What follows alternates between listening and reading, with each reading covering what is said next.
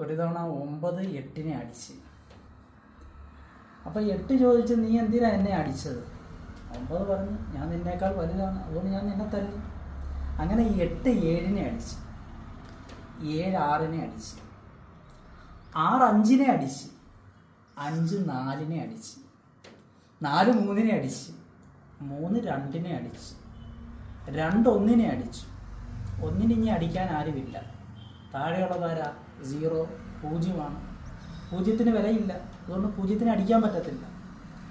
അപ്പോൾ ഒന്ന് ഞാൻ ആലോചിച്ച്, ഞാനിങ്ങി 8 ആരെ അടിക്കുമെന്ന് ആലോചിച്ച്. എന്നിട്ട് പിന്നെന്ത് ചെയ്ത്, ആ 1 ഉണ്ടല്ലോ, ആ 0-നെ ചേർത്ത് നിർത്തി.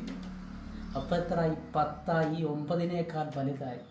പ്രിയപ്പെട്ട സഹോദര, നമ്മുടെ വിലയില്ല എന്ന് കരുതുന്ന പല ആൾക്കാരും കാണും. അവരെ നമ്മൾ ചേർത്ത് നിർത്തിക്കഴിഞ്ഞാൽ വലിയ വിലയുള്ളതായി മാറും. അതുകൊണ്ട്